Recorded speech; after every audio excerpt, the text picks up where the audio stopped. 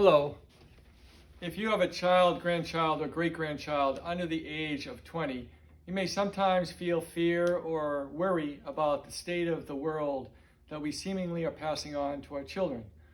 With our only child, our 10-month-old son, I often experience concern about the kind of future that we are passing on.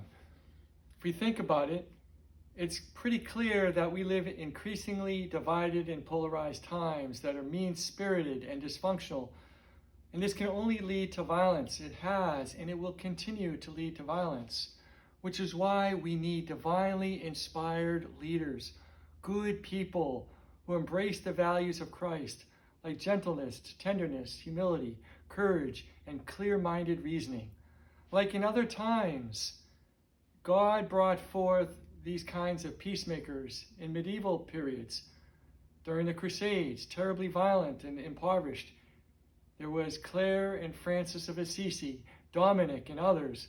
Move ahead to the 16th century, tremendous decadence and corruption in the church and in society. God brought forth holy people like Teresa of Avila, John of the Cross, Ignatius of Loyola to meet the challenges of their day. In the 19th century, in our country, Abraham Lincoln, Frederick Douglass, Harriet Tubman. How about the 20th century with the world wars with FDR, Robert Kennedy, Martin Luther King Jr., Dorothy Day. But we live in 2022 and our own set of challenges. So I invite you to think of your dream team of divinely inspired leaders, which we so urgently need. I'm going to offer three: Mr. Rogers, Fred Rogers, Sister Judy Byron, and Mr. Andrew Yang. Let me start with this petite, older nun, very soft-spoken. Do not let her gentleness fool you, because here is a fiercely courageous woman who commands a seat at the table of corporate America. She engages in fruitful dialogue with some of the most influential, powerful leaders in our society today in the gun industry. How does she do this, and why does she do this? To answer this question, let's step back for a moment and look at the history of socially responsible investing. Many approaches. There's a lot of money in values-led investing, like community investing, or where values-led investors own a small stake, like religious congregations, own a small ownership in a given company to have that seat at the table. For example, decades ago, religious investors own a stake in tobacco companies, and they led a successful effort to push tobacco companies to follow the science and put warning labels on their packaging.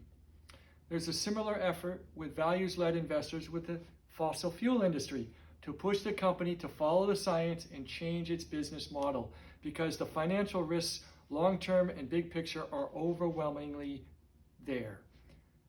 Look at the gun industry. Sister Judy Byron, as the executive director of the Northwest Coalition for Investor Responsibility, has built a coalition of close to 70% of all owners, all investors, pension funds, mutual funds, wealthy individuals, to say we want these companies to issue an annual report on human rights and gun safety standards, to take some responsibility for the violence in our country. Now, once upon a time, this kind of shareholder proposal would have been unnecessary, because gun companies already were all about gun safety and community and sportsmanship and hunting. But that began to change by the mid-90s, as recounted by gun industry insider Ryan Busey, a 30-year career, very successful in sales. In his book, Gunfight, he shows that the industry made an intentional marketing shift, a very conscious effort to instill a culture of fear and hate, while demonizing an entire class of perceived opponents or enemies, right? So in 2000, there was a leader, his name was Schultz, with Smith & Wesson, who agreed, following the massacre of Columbine, where all these high school students were mowed down, that we should have a smart gun. Like in televisions and cars and computers, smart technology, energy systems. so that only the registered owner can fire a weapon. He was shot down. He was crucified by the gun industry. Well, people like Ryan Busey and Sister Judy, they are living the values of Jesus Christ. They are following the gospel deeply. They understand that Jesus did not go to the cross for preaching niceness, but for challenging entrenched interests and powers that leads to abuse of power. They're doing similarly. And she's having success. Again, close to 70% of owners of gun companies are pushing the gun companies to have better safety standards, like a smart gun. And then there's Mr. Rogers, one of my heroes and childhood friends. Gentle soul, very kind voice, warm smile. And he went beyond traditional education with his public broadcasting around the country to help children find themselves or to accept themselves, befriend themselves inside, to be aware of difficult feelings like anger or frustration or grief. And at the same time, he helped children to accept diversity, to love and respect people no matter their differences, skin color or religious beliefs and other areas. Mr. Rogers was a prophet, a leader in education and throughout society, and don't we need an army of these kinds of educators in our country today? Thirdly, here's a man with clear-minded reasoning.